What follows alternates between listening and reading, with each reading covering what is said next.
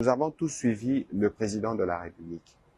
Le 29 janvier, il avait dit que notre colère était acceptable, mais que nous ne devions pas exprimer notre colère dans des actes qui peuvent être répréhensibles.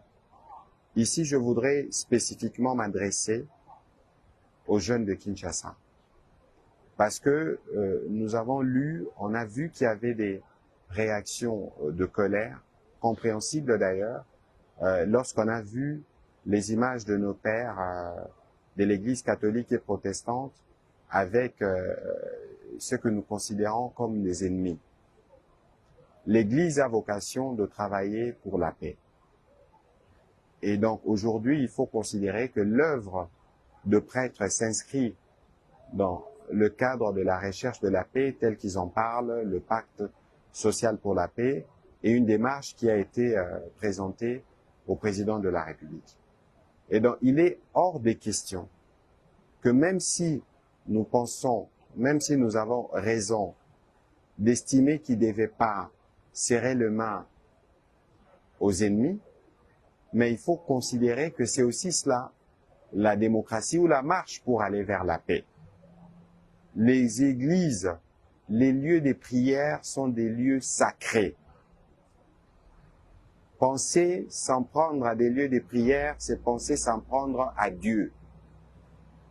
S'ils ont mal agi, c'est Dieu le juge. Dieu les jugera.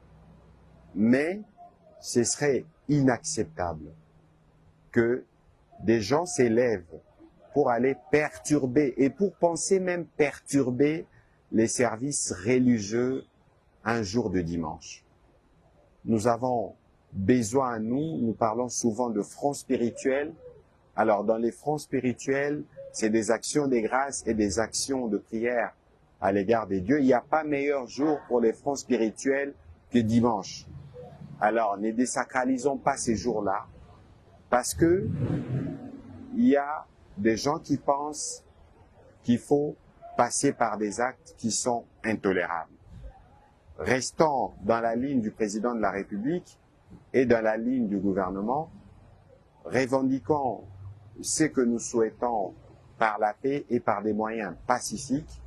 Les prêtres auront l'occasion, quand ils auront terminé leur consultation, de s'exprimer, et en ce moment-là, on pourra justement voir la pertinence et le sens de leur démarche auprès de ceux que nous considérons comme des ennemis.